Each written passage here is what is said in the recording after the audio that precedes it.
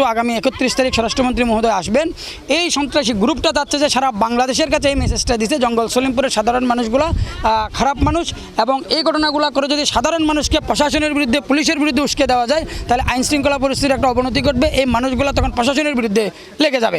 এটা হচ্ছে তাদের মূল উদ্দেশ্য। দেখলাম যে প্রায় 4-5টা ব্রিজ ওনারা এই ব্রিজের এভাবে ওনারা মাটি কেটে সম্পূর্ণ প্রতিবন্ধকতা সৃষ্টি করেছেন। দিক থেকে ঘটনা যখন করতেছিলাম তখনই এই দিক থেকে বেশ কয়েকটা সিএনজি যাচ্ছে, তাদেরকে জিজ্ঞেস করলাম কী সমস্যা, তখন তারা বললো যে আমরা লোহার ব্রিজ মানে এই জায়গা পর্যন্ত আসার পরে তাদেরকে আর Lily ultra soft serum gel, যা গভীর থেকে স্কিনে দেয় 3 গুণ সিরাম হাইড্রেশন। সিরাম জেল হাইড্রেশনে ব্রাইট থাকো সব সিজনে।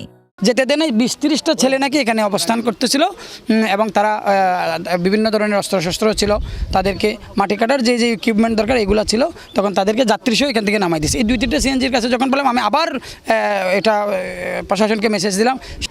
আমরা যেটা মনে করতেছি এখানে একটা সন্ত্রাসী গ্রুপ, বিগত আওয়ামী লীগের আমলে একটা গ্রুপ ছিল, 5ই আগস্ট পরবর্তী আরেকটা সন্ত্রাসী গ্রুপ।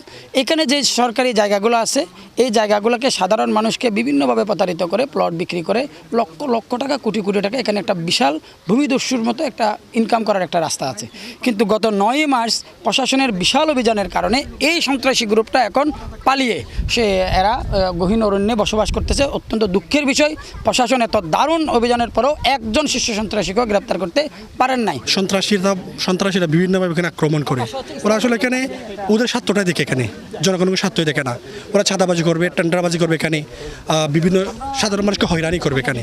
তা আমরা চাচ্ছি সরকার একটা ভালো একটা পদক্ষেপ নিক, যে পদক্ষেপের মাধ্যমে সাধারণ জনগণ যারা আছে ওরা শান্তিতে থাকুক। কারণ এখানে 99% সাধারণ মানুষ, এখানে সন্ত্রাস 1% নেই, কিন্তু ওরা দুষ্কৃতিকারী মানুষের সাথে মিশে থাকে ওরা। তো আমাদের এই সাধারণ জনগণ যারা আছে আমরা সচেতন হব, তাদেরকে আমরা ধরাই দিব, কারণ ওরা থাকলে শান্তি হবে না। হঠাৎ কালকে রাত্রে আমার বসে এখানে একদম এখানে 12টা দিকে হঠাৎ কাটাকাটি শুরু। আমি মনে করছিলাম প্রশাসন মনে করে কাজ করতেছে, তো আমি নিচে নামলাম, নামার পর দেখতেছি যখন কারেন্ট আসছে ওরা পাথর মেরে লাইটগুলো ভেঙে দিয়েছে। তখন আমি বুঝতে পারলাম যে ওরা সন্ত্রাস। ওরা এই যে আগামী 31 তারিখ এখানে স্বরাষ্ট্রমন্ত্রী আসবে, এটাকে প্রতিহত করার জন্য এই কাজটা ওরা করছে আর কি। এই জন্য আমরা চাচ্ছি সরকারকে একটা ভালো পদক্ষেপ নিক, যেন সাধারণ মানুষ ভালোভাবে থাকতে পারে।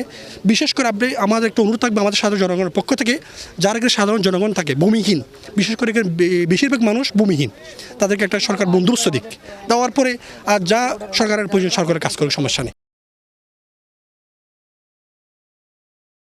Lily ultra soft serum gel, যা গভীর থেকে স্কিনে দেয় 3 গুণ সিরাম হাইড্রেশন। সিরাম জেল হাইড্রেশনে ব্রাইট থাকো সব সিজনে।